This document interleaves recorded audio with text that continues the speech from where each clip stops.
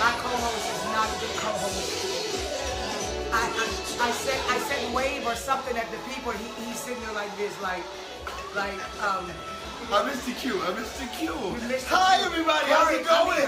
No, he missed the cue. He just missed it so very, very, very bad. I need Corey, I need somebody to come here. That's too far back. Pull that up some. Yes. Everybody, I'm so glad to have you here. Straighten it up. My co-host, he's sitting here waving at you all the opposite way, sweetheart. Thank you. So, Pastor, welcome. Thank you. This was all so messed up today. Absolutely so messed up. But you got to do better. I will, I promise. No. If you're going to sit here with me, you have got to at least pretend like you know what you're doing, Pastor. Oh, wow. I mean, you didn't think to improvise or let me just... I was just waiting for the cue, you know what I'm saying? He took you live, like the minute you saw the heart. Wow, hi everybody, so good to be here at 3 with me. That's so fake. Is that fake? That is so fake. Pastor, well, he's a host in training, so everybody, I have to just really give him a pass today because these are things are going to happen. You know that. You're going to be caught off guard. You're going to have to learn how to improvise. Yes, I got you. You're going to have to learn how to jump in there and just do it when something goes wrong. So what if I had fainted? What would you have said? I would have prayed for you. That's what I would have done. Get her up, Jesus. Get her up. We got to get me up, Jesus, because he can't do this by himself. There you go. No. I'm so glad you're here. I'm excited. I am so excited to be here with you. This is incredible. This whole thing is incredible. What God has done with 3 with me. And just think about, this is coming around to your anniversary coming in July, right? Yeah. July will be 2 years old. And that's for the first time you sat down in front of the camera. I sat down at your house, right? At my house and decided to go on live. And while I was sitting there, the Lord literally called it at 3 with me. And I said, join me tomorrow, and I'll be here Monday through Friday at 3 with me. And that's how it all got birthed out. And now you are here on Facebook Live and on the Impact Network as well. Yes, on the Impact Network, which we're getting ready to start the tape right now. And can I have some volume on my mic, please? I'm just about all the way up. Thank you. I'm telling y'all, this is not as easy as it looked, people. It's not... No, you don't. It's not Pastor. It's really me. He's talking about, no, I'm good. No, Pastor, you are fill in. But is your makeup okay? Should we make sure that you're okay? You look okay, Being that this is your show now, should we makeup artist come to brush? Because he needs to be okay. There we go. No. Okay. And 5, 4, 3, 2, 1. Thank you for joining me today right here on the Impact Network. And if you just tuned in, you're now watching at 3 with me and my co-host Buddy for this week, which is my one and only pastor, Dr. John H. Boyd II. And he has agreed to... Dr. John H. Boyd II has agreed to sit in with me and hold my hand because I have not been on television in some years, not as a host of any kind for at least 10 years plus. And so he has agreed to sit here and hold my hand and kind of walk me back to school. You know, you're going to kindergarten for the first time. Your parent have to walk you to school. And so Pastor has agreed to sit here with me this week. And but on top of that, we are embarking upon some very, very powerful transitions in God. And if you're watching from Facebook, you know that on January 1, we started the whole vegan movement. And now we're finding out that the movement is greater than just being a vegan, but it is called the Forever Fast. And knowing what God will do for us on behalf of us making the decision, which we're going to get into that. Because last night, I mean, I know my voice sounds kind of rough, but oh God, last night in the master's class, Jesus have mercy. You talking about a move of God in the place last night, in that teach last night, and I felt really, really compelled and impressed in my spirit to talk about some of those subject matters. He's coughing. He's coughing on television. My pastor's coughing. Just love him, love him. But to talk about some of those things that the Lord brought up as we ministered on last night. And Pastor, I really don't know where to start because it was just an impactful night from beginning to end. That master's class is nothing to play with. But I think the word was engagement. Yes. Yeah. I think you drove that home so powerfully last night when we talked about the effect of engagement on the part of your life where God has you at this moment. Right. And some people, they get so frustrated as where God has placed them at this time in their lives, yes, that they don't understand the real revelation, how God is engaging them to bring them to another level in their relationship with Him. Right. And I think when you were teaching that last night, it was just like, whoa, hold on.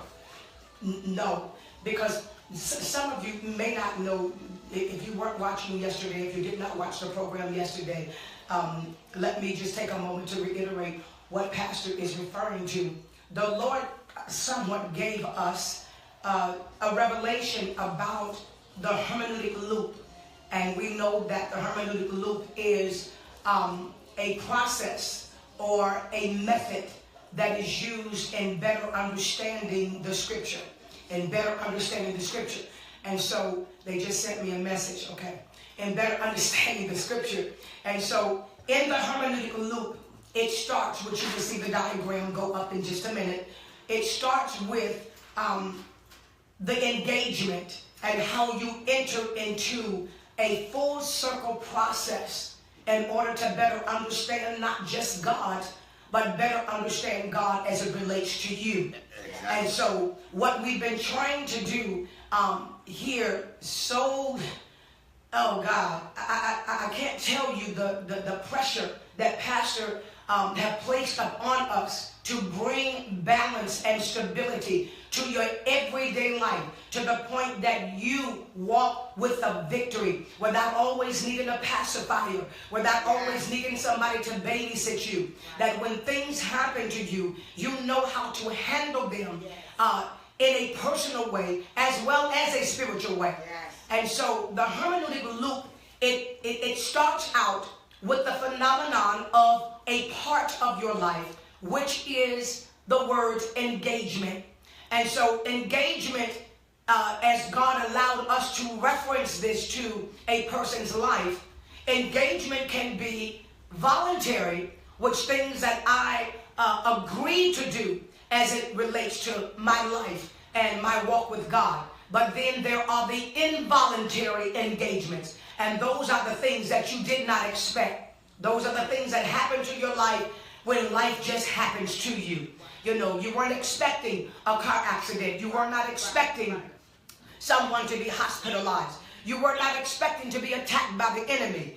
But yet, as Christians, we cannot avoid these things. And as a matter of fact, we become greater targets because we are a believer. That's right. Come on. We become a greater target. We're not exempt from trials. We're not exempt from hard times. We're not exempt from things happening to us. But what we have been noticing is that the Christian is falling out and falling by the wayside and literally giving up because life has happened to them. When you don't have to do that, there is an answer, a divine answer that God has for every situation in your life. And so now we're talking about how do we go through the process when I am approached with an involuntary engagement, which means a commitment is made to my life that I didn't ask for. But that's just like God. He does it every day. In some way, He presents something to us that seemingly we're not prepared for. We were talking about Joseph yesterday. Yes. And you think about his life, how one issue, one circumstance after the next, and none of it, all of it was involuntary. He didn't plan it. He didn't ask for it. But it had a greater understanding of the whole of his life. And so for the people watching by Facebook or on Impact, is that understand wherever you are today, and you put this out last night, that when you learn how to look at your circumstances, not simply through your eyes, but through the eyes of God, right, you can find some good in there. Yeah, yeah. Okay, so the part of, that was it. The part, that was good, Pastor. Yes. The part of life is the fact that Romans 8:28 says, all things work together for the good. All things. All things. Everything. So it doesn't matter that it appears for the moment that the action, the involuntary action, appears to be chaotic. Come on. But the reason why it is an engagement, because something in that chaotic situation is still left alive. Come on. And that was what you just said. It's alive. Yes. For the divine purpose of God in your life. Yes. And though the chaos is all around you, God is working something out. Yes. And that was so powerful. I mean, when you said that last night, the place kind of just went up. No, Pastor, he said that there's a part of you that is still alive. I want to go to my notes for a second. A part of you, a part of that situation is still alive, because in this hermeneutic loop, I want to bring a point out here that is so interesting. For those of you on Facebook, you know, I put it up on Facebook, and those of you, it's right up on the camera now. The engagement, which is the phenomenon, the part of life, it's leading me somewhere. Absolutely. And there are questions. This was the most powerful part of last night for those of you that were here. Dr. Soroya, who's going to be joining us on next week's program, and Dr. Cheryl is here too. Some people that really have been through some things where they can tell you how to get out. But when you look at this part of this, the part of the life, there are questions that need to be answered as it relates to the fullness of who God is, and who God is as it relates to your destiny. That in your natural, everyday life, you do not have the wherewithal to know how to ask the right question. My God. Now, I got to pause that right there, because we will say, if you're watching today, you would say, well, I want to know the Lord in a very real way. You know, I just want to know more about God. Lord, just show me you. Just teach me who you are. Great question. Great question. But the Lord also operates as it relates to this whole process of hermeneutics. He relates to not just the context of what you are asking, not just the clarity of what you are asking, but he's also relating to the intent of what you are asking. Because we ask in degrees. We ask in degrees. We say, God, I really want to know you. But you asking from a degree of, I want to swim in the anointing, that part that make me have goosebumps. Come on. But the real part of knowing God is knowing him in the fellowship of his suffering. Good Lord have mercy. So you can't begin to know God unless you fellowship with him in suffering. But what does that bring about? Then it's the suffering that causes you to ask the right question in the right degree. Come on.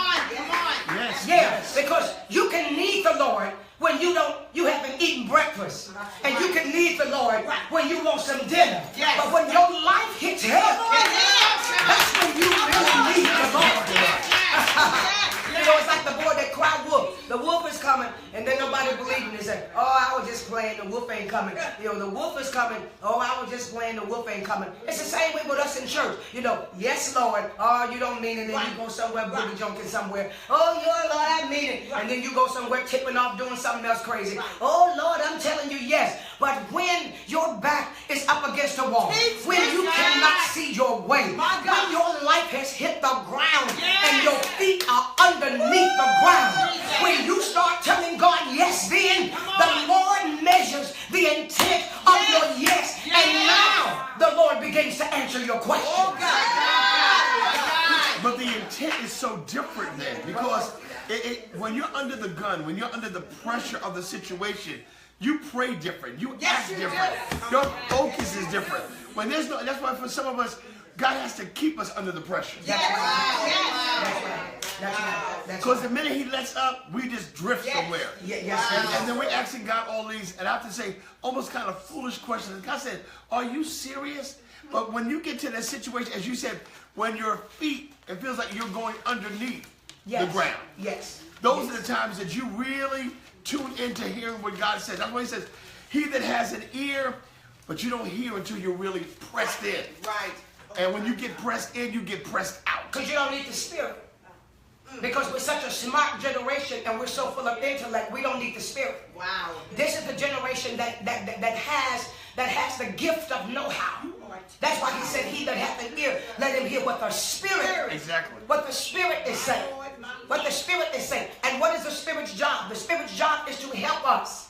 What is the Spirit's job? The Spirit's job is to intercede for us, to intercept for us.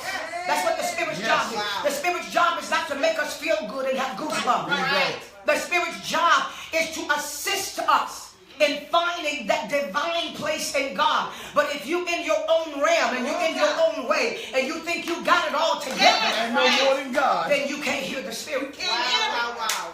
You cannot hear the Spirit. So when it talks about this, Pastor, this engagement, then the chaos is supposed to lead us somewhere. Wow. My God. But the problem, many of us, we stay too long. You know, we go through things. You know, it's like I said it last night.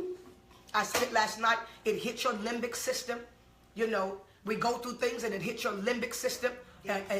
Which is your emotions. I mean, it comes to your frontal first. Information hits you up here, and then it goes to your emotions up here in your limbic system. And because we are the feel-good generation, Come on. you know, because we are the feel-good, not the live right, Yes. not the Wow. principles, but Wow. the feel-good, But the feel-good generation. Then what happens is we get caught in that which we have practiced repetitiously. If we're not the people that live according to the principles of the Word of God, and we live according to our feelings, when chaos hit us, we will be stuck in what we practice. Wow. And that's so true. Did he just say something? Did the Holy Ghost just say something? If you used to always, I got a feeling. Somebody said, well, come on, pray. Well, I didn't feel it. Come on, praise the Lord. Well, I didn't feel it. So then you are a feeling person, and that's what you practice. And so now everything about your nature, the way you move, the way you respond to everything is my feelings. Right.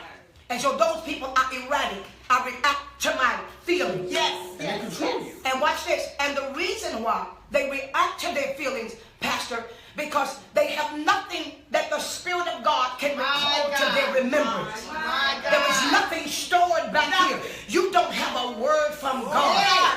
I'm not talking about a prophetic word from a jackleg prophet. I'm talking about a word from the Word. His word. The real word. The infallible word. The word that will not fade. And when you don't have the Word of God planted in your cortex so that you can call up the place of remembrance, then all you have to depend upon is your emotions. But you know what's so bad? And you see this in the church today, where what we want to remember is the feel good. Yes. Yeah. So we store that in our hippocampus. It's there stored, and we keep looking for what feels good, but not what delivers us. That's Okay? So it's not we want to be delivered. In fact, give me the feel good if I don't get delivered. That's And so instead of people going home and staying in the Word and getting the real prophetic word of the Word, Come on. they want someone to come here and prophesy to them some false word that makes them feel good because they don't want to be challenged by the real word. My God. He says that. Oh, yes. Oh, yes. Now let me tell you, Pastor, that goes back again to the beginning of the fast, day 1, January 1, and it goes back again to the challenge that the prophetic nature of God is still challenging this dispensation now.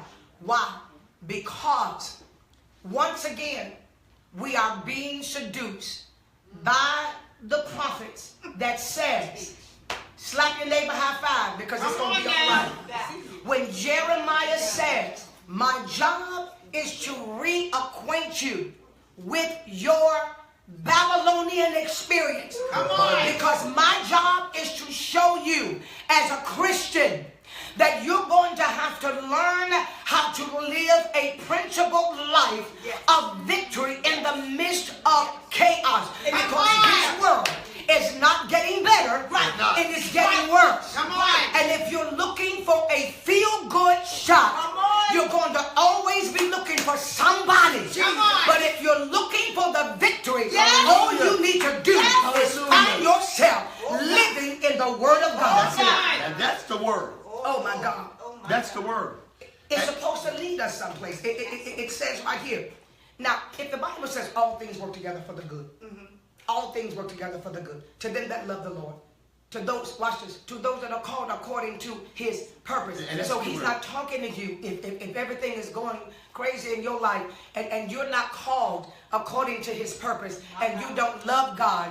You listen, you just got trouble. You in trouble for real. That bottom line. If you're trying to work this out outside of God and outside of a love relationship with him, if you're trying to work something out, not being able to recognize that God has a purpose for your life, then you are a person that's in trouble. But if you are an individual that is watching today and you love the Lord and you know beyond the shadow of a doubt, I may not know what's going on right now, but I know God has purpose for me, then you are not in trouble. You, my friend, are in transition.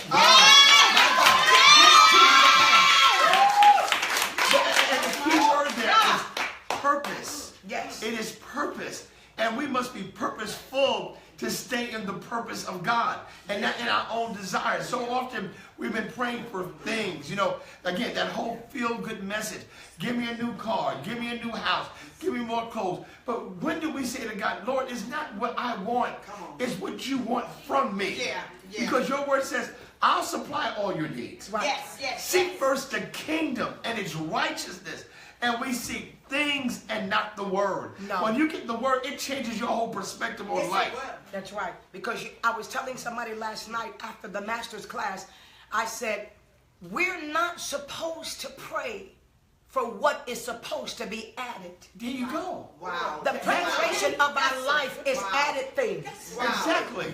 We sitting over here praying for what comes with it. You don't go buy a car and they say, well, we're going to seek us for the steering wheel. Here, we're going to sell you a car, but call us back in 3 weeks and we're going to send you a tire. And just keep on calling us and we're going to send you another tire. And then get back on the phone and call us again and we're going to send you the engine. Oh, yeah, we forgot. You need a steering wheel. That's going to come 2 years from now.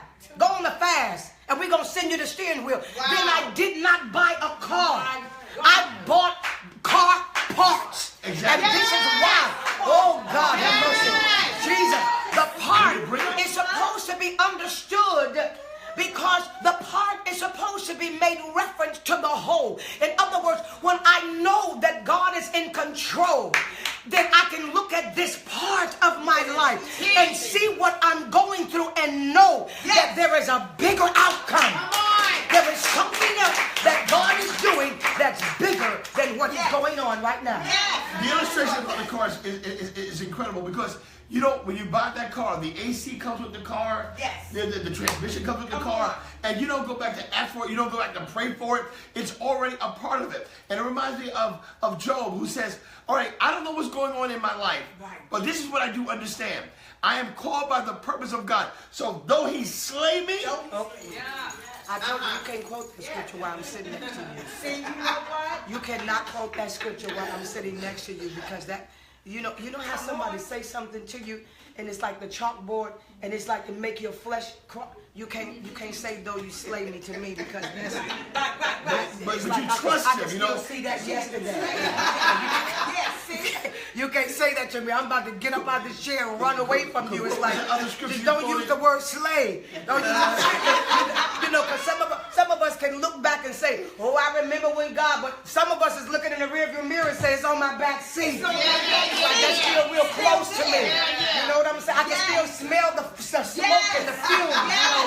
You can't say that because I just start shouting and bumping and falling all out and then they'll just take me off TV. I just got on it. Yeah, take me off. So I did Take me that. off. So use another scripture, but I understand. It was good that I. Oh, that one either. That That one one either. That one either. Okay, you saw what it did to us yesterday when we got to. It was good that I was afflicted. Bananas up in here. But Pastor, everything that you are saying, it is so true, because in this hermeneutic loop, people that are watching by Facebook, people that are watching by television, Yes. it says here that the first stop after the engagement, it says that the first stop after the engagement, whether it be voluntarily, yes, Lord, I do your will, or whether it be involuntary, oh my God. Okay, so you got your choices. Either way. Either way, you got your choices. But it says here that the first place that we get to is the engagement with elicits feedback.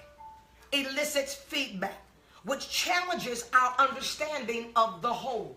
Illicit feedbacks. I'm having some feedback in my microphone too. Something is bumping. Illicit feedback, meaning that here we are. Illicits mean something that is hidden, something that is a mystery, something that is not readily revealed. In other words, it's saying now, because of this situation, I'm now being forced to participate in seeking God for what is not revealed. Come on. And I'm challenged with this because I got a situation now. Wow. Yes. Yes. I'm not a person that can turn around and say, well, I ain't gonna seek the Lord. I mean, if all your bills is due and everything is going chaotic, you don't have an option to say you're not gonna seek God for help. You know, God positions us, because when He is ready to reveal to you who He is and to reveal to you that which was once hidden, then this is the direction. That's why the Bible said He knows the way that I take. He knows the way that I take. And when He has tried me, I'm coming out as pure gold. Why am I coming out with pure gold? Because I'm coming out with a greater knowledge of who He is. And I'm coming out understanding that this was the will of God concerning me. My God. We talked about this yesterday, the trying of our faith. Our faith and our trust in God is constantly on trial. And unless God tries you, and it's not for Him to know, when we talked about Job, it wasn't that He didn't know what Job was going to do. He bragged about Job to Satan to start. Satan said, listen, I'll make him curse you. And God's like, go ahead, try. Yeah. He's already been processed. So even though you're going to go to test his wealth, his money, his family, his body, at the end of it all, I know what Job is going to say, because he's been through the process. And that's what we want. We want a Job testimony without the Job process. Come on now. You say it. So you know, we got to talk about in the office on yesterday, and we were talking about ministry, and we were talking about ministry, and I said, You're about to buzz me out. I can tell. Okay, no, I can tell. No, I'm going to turn my back on you. we were talking about ministry yesterday. No, it wasn't really. But we were talking about ministry yesterday, and I said, you know, a lot of times people see you, the prophetess, the ambassador, the doctor, and I so appreciate that, because I've seen, and I'm blessed to sit here today, because I've seen you as a young woman process through testing and trials that I'm sure many people who are watching my Facebook or on Impact would never believe. Never. Come on. Believe. Come on. But it all had this beginning, and at the beginning there were times where, when God was processing you, you know, you were extremely irritated by the process, to the point that you wanted to get mad. No. You just put it. You just put that nicely. Mad. You wanted to get out. You wanted to get out, and so my mind runs back to this one situation, and I say this because we're talking about the part. Many of you are in situations in your life, even as being in ministry, where you're at a part where it seems like it's not going right. It's unfair. It's Yes, unjust. yes, yes. No, God, why are you putting me through? But he puts you through not because of the part. He puts you through because of the whole. Yes. But you can't see the whole yet. You have to trust him in the part. Yes. So, we had this service here in Bethel. And No, say that again, Pastor, and look right into the camera. okay, I'm going to say this again. Listen. Many of you are going through parts in your life that you don't understand. And you're not going to understand it until you see the whole. Because once you see the whole, then you can go back and relate to the part. So Joseph can't see what God is doing in his life when his brothers want to kill him. Right. He has to wait until he has to save his brother's life for the sake of Judah Jesus. to understand that all the hell he went through was for something greater than his brothers. Come on. His brothers didn't send him to Egypt. God sent him to Egypt. Come on. You might be in your Egypt today, but listen, ain't the devil God. The devil can do no more to you than what God allows. That's right. And when you're covered, that's right. It is, exactly. The Bible said, and God shut down everything. Everything. Right. That's right. He created the situation. And he will, as he did with Job, he gives him permission. Go ahead. You can't do it. And so, let me go into the story. And so, she don't want me to tell the story. So, we were in church, and one of the members fell out on the stage. And when they fell out on the stage, pastor said to her, go over and pray for the person. I want you to pray for the person. And so prophetess went over to pray for the person. And as she was, and this is on the stage, as she's kneeling down praying for the person looked up at you, saw who you were, and started waving their hands at you. As if to say, get away from me, get away from me. And at that moment, you felt embarrassed. You felt like humiliated, okay? And I remember at that point, in front of the whole church. 1,700 members. It was full. And as that transpired, you begin to walk up, because it was like towards the end of the service, Pastor had already gone upstairs. And so I'm walking you upstairs, and you're crying, and Lady Boy's on one side of you, and she's like, that was your best friend. So she's going, I wouldn't take that. I mean, that's embarrassing. And I'm on the other side of you going, if God ain't telling you, you need to know this is part of the process. And so there's no war going on. So I get to the door, you are crying, you feel embarrassed, and I walk into the door. I said, you wait here, and I go to Pastor, and I say, Pastor, this is what happened now, said. And I explained everything to him. And he goes, okay, I'll take care of it. I said, no. I said, Prophetess Bob's waiting outside the door, and you need to say something to her now because, she's distorted. She feels embarrassed. And he said, don't worry, I'll take care of it. I said, Pastor, he said, you hear what I said? He said, I'll take care of it. So I said, okay. So now I walk back out and I tell you, and you're like, no, that's not it. You're crying. And so then, and I'm going to flip this to you. So weeks later, he calls you in the office with the individual. Yes. And what does he tell you? Well, he calls me in the office, and we're both sitting there, and he says, I understand there was a situation. And I'm sitting there like, yes, sir. And then he said, and to my understanding, the situation was done incorrectly. And I said, yes, sir. And I was sitting there, and she was sitting there. And all of a sudden, he said, little lady, talking to the other sister, he said, you go on and have a blessed day. He said, Pastor gonna be praying for you. And God bless you and thank you for coming. When she walked out of that office, I started crying so hard. I was like, wait a minute, this is not fair. Pastor, you just embarrassed me too. And I just went through this and the whole church saw it. And now you're not going to even just fuss at her.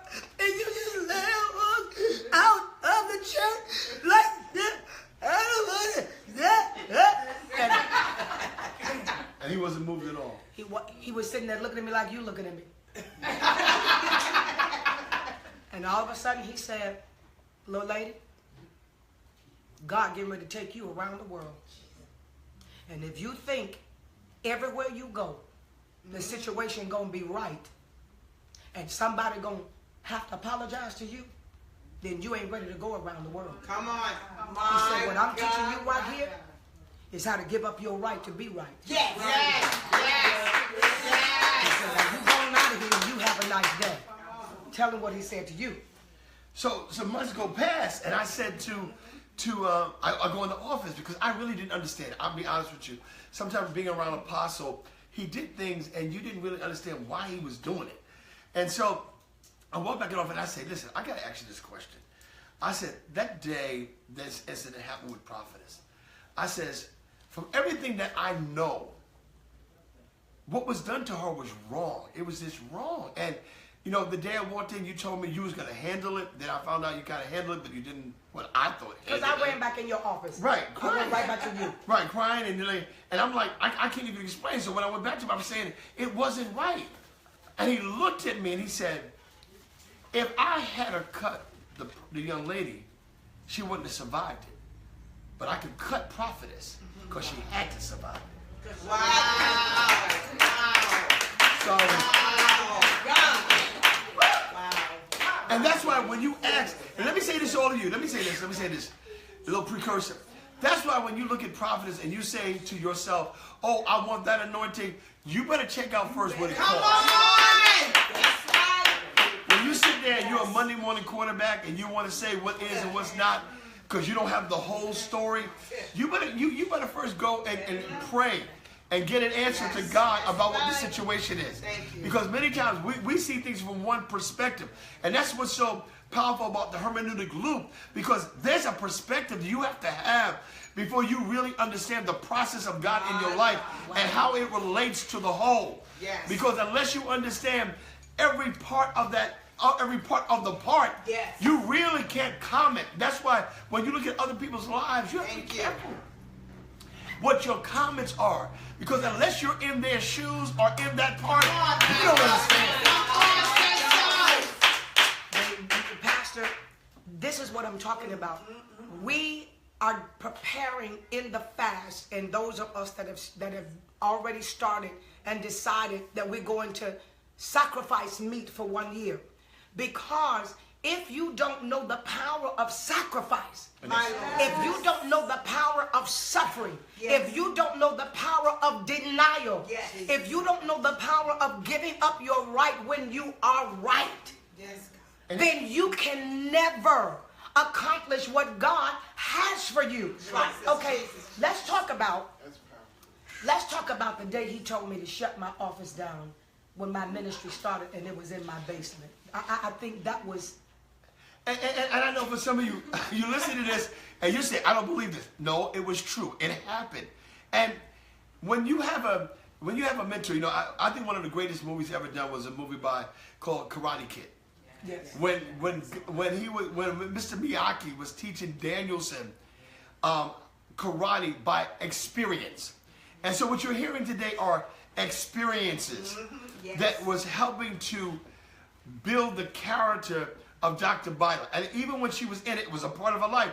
She had no concept of what was going on because she kept coming to me and I'm saying, I don't know what's going on. And I'm trying to get an understanding of what was going on. And we only see it now after she got on the road, after you experienced some things when you were on the road in ministry. And that's why if you talk about really being in ministry, you really got to be broken. You really got to be, you really need to be crushed before you get there. Because the devil will allow you some success to get you into a place where you can't handle what's about to come your way. Because sometimes we get arrogant. You know, we get a little stage here and we get a little door here and then nobody can tell us nothing. And you are clueless to what real ministry is about. So the situation was, I think this is how it went. You had your office in your basement. Yes.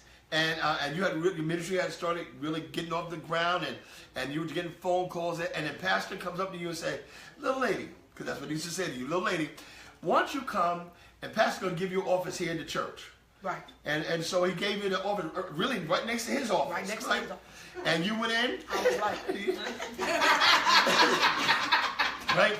And you came in immediately. I think that's what happened because he saw that little chief in me. Oh. And so you went in, you put a new phone system in? New phone system in. You get wallpaper done? 8 lines, wallpaper. Carpet? Yes. New desk? All new furniture. That's new right. Desk, credenzas, all that. Had your little secretary right there? Secretary right there. Everything was real. And Juanita Bynum on the door. It was awesome. I mean, it was awesome. Beautiful I mean, office. Hooked up. And then pastor came to you one day and said, no, lady, can I hold your key? Yes. And I think it was maybe on a Saturday or Sunday, and so you went downstairs in the service and did what you had to do. And then when you came back, you said, Pastor, can I get my key back? And he said, I need to get in my office. Right, and he said, you don't have office. He said, you don't have office. I said, excuse me, sir? I said, I don't. I said, what, Pastor, what did you just say? He said, little lady, you don't have an office no more. I said, Pastor, I just moved my office from my basement. I just changed the phone number. I just put a new phone system in. He said, little lady, I said, you don't have an office no more. I went home and I said, I ain't coming back to this church. I'm not coming back. I went in the office and told you, now this time, That's it. that's it. He done pushed the button this time. I'm not coming back to this church. Because you said he told you to do I that. said, he told me to move my office out of my basement and move it in the church. And now you're going to wait until I spend all this money and shut the office down? He took my key. And you was like, wait a minute. I don't think that's what he meant. You went and talked to him and you came back and said, That's what he meant. yeah, that's what he meant. I said, well, did he tell you why? He said, no.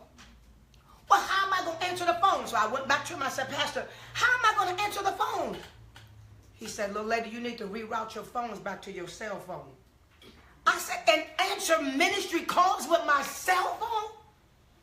Because that just wiped out my secretary. Yeah. He just destroyed my importantness. I wasn't important anymore. I did not have a secretary anymore. I was my own secretary, people. And I'm like, Pastor, wait a minute. So I went home, and I was so hurt. I came to church a couple of Sundays, and I would just sit there. I was hurt. And one Sunday after church, he said, little lady, I want to see you. I said, okay. And I said, okay, I knew God was Now, doing it. listen to this. We're going to find out how much you really know God. Yeah. I said, that's okay, because you know what? I went home and I told God about this, and I told God this was wrong. And I know he the man of God, and I ain't supposed to correct my pastor, and I ain't supposed to talk about him. But you know what, God? I'm going to tell you about this, and you're going to fix this. I called you. I said, he done asked to see me.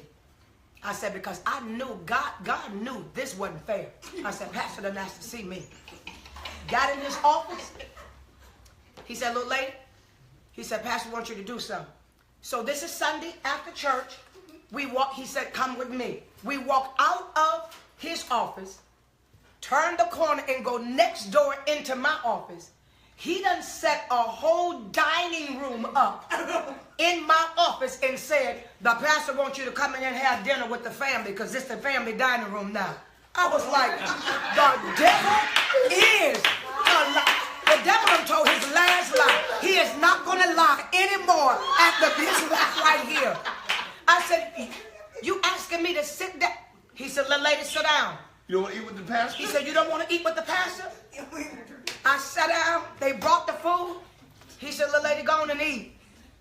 I'm sitting there eating, the whole family, Dr. Morgan, everybody, all the kids, grandkids, big old dining room table, and I'm sitting up here going, that's my wallpaper. This is my carpet. What has he done with my furniture that I bought? There's a dining room in here, a buffet in here, and the pastor's aides just bringing food. And God bless you, Dr. Bynum. Would you like some more chicken? God bless you. And I'm sitting here looking like, what? That's the day I went home. And I stayed home for 2 months. I did not come back. I said, you know what? Ain't nobody going to make no fool out of me like that. I'm going, I can't do this no more. And you kept saying, did God tell you to leave? I said, well, God ain't telling me to stay. He said, but did God tell you to leave? I said, well, no, God ain't told me to leave. He said, well, then you can't leave. He said, I don't care if you go home or not. Nita, you cannot leave if God didn't tell you to leave. I stayed there 2 months. And one day, on a Friday night, it was about 6 o'clock. I had a ring at my doorbell. Went to the door and opened the door. And it was Mother Boy, his wife. Wow. I opened the door and I said, hey, Mother. And she said, get yourself to church right now. And turned around and walked back there. So you have to know Mother Boy to know she don't She don't say nothing to nobody My, other mo- than my, how you mother, doing, my sweet. mother was 93 years old when she went home to be with the Lord. And I don't know nay house she ever went to and told somebody to get yourself back to church. And when she walked down that sidewalk, my hands started shaking like this. I started running through my house and looking for a skirt and stuff. I don't even know what I wore that day. I was like, if God done sent Mother Boyd to my house to tell me that I better get to church, I'm about to die. I got back to church. Here it is, the involuntary engagement. Right. That was not something you planned. Not something that I planned, but there was something that was hidden about the Lord called humility that God wanted to purge out of me. There you go. He wanted me to learn that, and I couldn't have learned it with an office. I couldn't have learned it with a secretary. I couldn't have learned it with brand new furniture. I had to learn it when I permitted my leader to humiliate me to the point that I was frustrated and said, I'm not coming back. Because a lot of times we want to look at what the other person is doing to us rather than look at what God is doing because of it. What is God trying to dig up out of you that is hidden that you don't even know is there? And you're talking to somebody out there today. Somebody watching this program. You're in that situation right now where you're being challenged. Your humility, your brokenness. You want to be that olive, but you don't want to be crushed to become the oil. And God is saying, listen to this, because it ain't finished. Finish it up. And she said, get yourself back to church. And when I came back to church, remember, I would read for my pastor. And when he would lay hands on people, he would have me to come running behind him. When I got back to church, and I was sitting in church kind of looking like I'm sucking, pastor said, come on, read the Bible. And I read the Bible a little bit, and it was all right. And then God just kept saying to me, you better get your spirit right. And the Lord kept saying to me, this is a reason why he had to take your office from you. Because had you kept it with that spirit that you got right there, you would have been a monster. Oh, he's talking to somebody.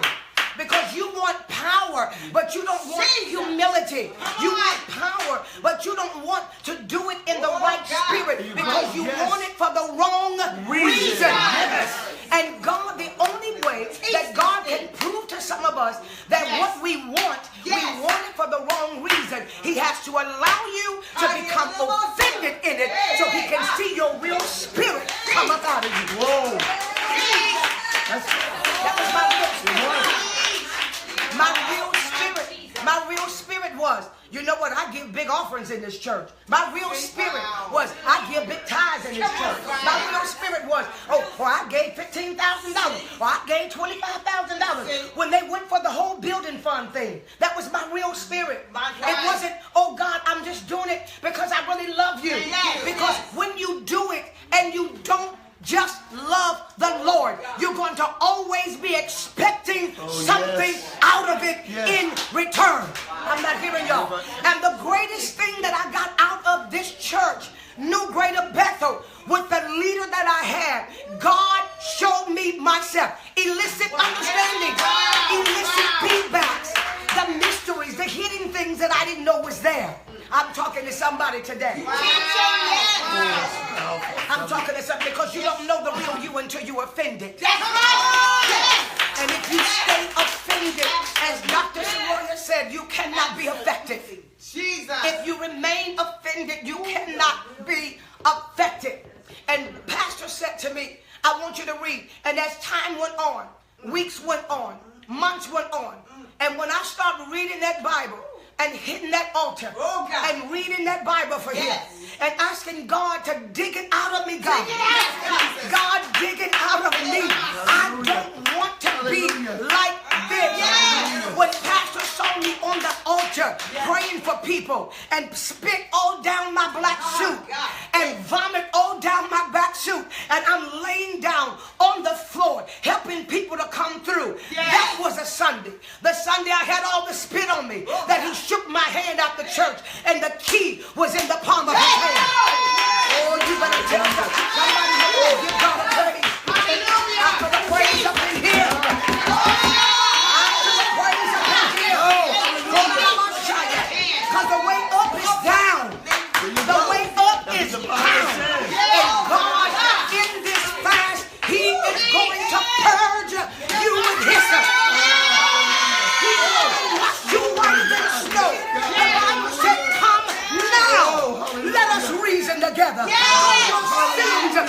scarlet, I will wash you whiter than the wool.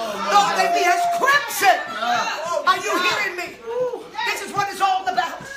This is what the month of January is all about. This is how you start your year. You start your year by saying, God, gut me out. You start your year by asking God to get the mess out of you. You start your year by saying, God, I'm not going another year with hatred and bitterness and unforgiveness and, oh my God, and arrogance and pride and prejudice. Get it out of me.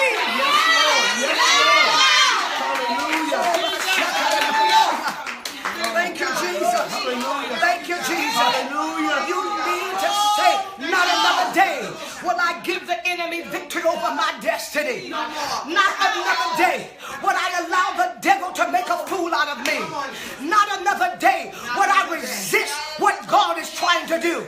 Not another day will I rebel against the divine plan of God for my life. Yes, the Lord will show you your destiny.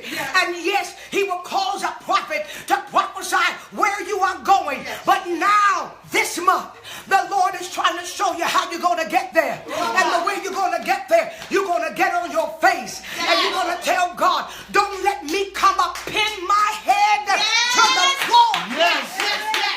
Until you are finished with me. I want you to do a complete work in me. I don't want to be a model for Christianity anymore. I don't want to be a frame. I don't want to dress like I'm a Christian and shout like I'm a Christian and speak in tongues like I'm a Christian. But I'm not submitted. I'm not disciplined. I don't have any integrity. I'm talking to somebody today. I'm talking to somebody today. I want God to go behind the closet today. We're one Christian in front of the room, but we are another Christian in the back room, in the closet. And God said, I want to bring both of y'all two together now. Oh yes. I want one person. That's what he's after. He's after the one man. The one man. The one man. And that's what fasting does. And that's what the Bible said. These kind. The thing that you're struggling with, these kind come out. These kind come out. The things that you've been holding on to for years, these kind come out. The thing that you can't seem to shake, these kind come out. The thing that hurt you and offended you, that you cannot get over, these kind come out. By fasting and praying. Who am I talking to today? Somebody ought to give God the praise up in here.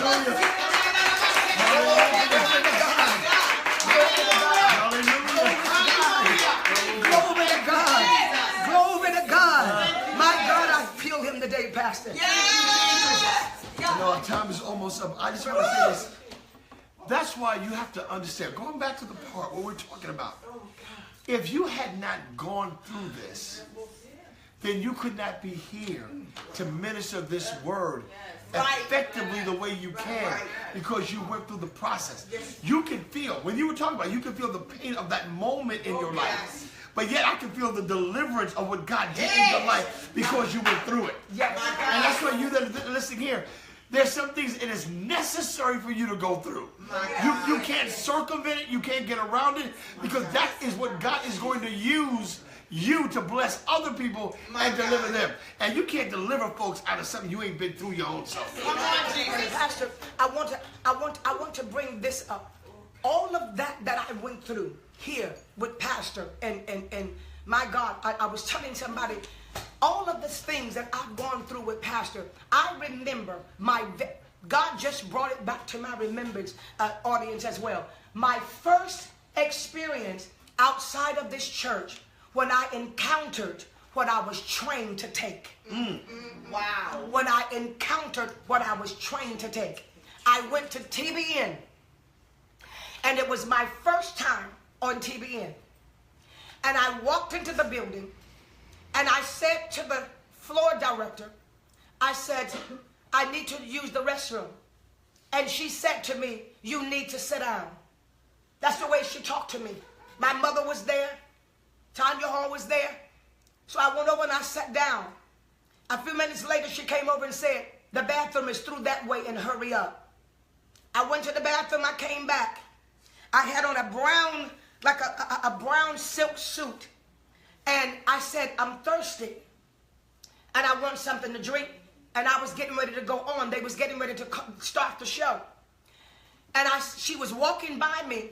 And I said, I'm thirsty. Do you mind if I get one of the drinks? Because they had a bucket up there with drinks in the bucket. She said, no, we're getting ready to start the show. And I said, okay. I'm sitting there. She goes over to the thing where all the water and the ice is, gets a bottle of water, and walks by me and sits it down in my lap. So the whole center of my skirt was wet. And right after she did that, she said, you're up next. And I'm like, wait a minute. She just messed my dress up. Wait a minute. I gotta stop. First of all, who do you think you are talking to me like that? And I heard pastor say, you got to give up your right to be right. Now, are you getting ready to forfeit you sitting in destiny in front of millions of people to defend the fact that somebody just wet your dress? What am I saying? Some of you all are giving up destiny for things that are so minute that the devil is trying you with. And this has got to be the year that you make the decision, Satan, not this year. Not this year. And throughout the course of my ministry, I have encountered things like that, where I could have made the decision to defend myself, to go off about something, or suck it up and give up my right to be right. Pastor, this is no joke. No, this ministry is no joke. Some people think this is a game. This is life and death. My God. And Jesus is on his way back. Yes, he is. Yes, he is. I was telling somebody, and we're closing. We're going to close with this. Who, Jesus? Oh, my God. Oh, my God. Hallelujah. Oh, my God. I was telling somebody yesterday about how I had a prayer moment yesterday morning. And in that prayer moment, I began to weep from a place that I have it just felt like it came from eternity. And do you know what I was weeping about? I was in my prayer room, and I started thinking about Pastor Boyd. I started thinking about my grandfather. I started thinking about Pastor Nichols. I started thinking about my father. And I began to weep. Jerry, Dr. Morgan, she's in here, Pastor's oldest daughter. I began to weep and say to the Lord, forgive me, because I didn't know what I had. Wow. I said, God, forgive. Y'all about to lose me on this. I gotta go. I said, God, forgive me, because why didn't I spend more time at the feet of my father? Why didn't I spend more time at the feet of Pastor Boyd? What was I so busy doing? And sometimes you can get so caught up in your ministry and be so busy in your ministry that you are missing vital moments to be mentored, to be poured into by people that have already did 50 times over what you are trying to accomplish. I begin to ask the Lord to forgive me, and I begin to weep. And when my father passed, they gave me a pair of my father's shoes. And they gave each one of us a pair of his shoes. I got those shoes, and I stood in those shoes. And I wept before God. And I said, God, everything that I missed from my father, deposited in me right now.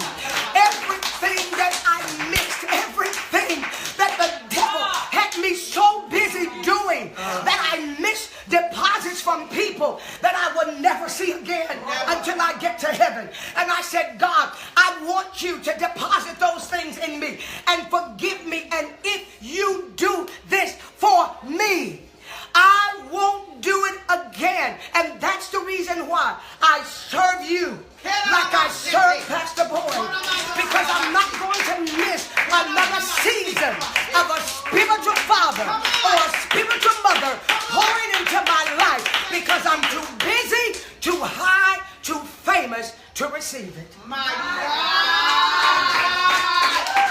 My God!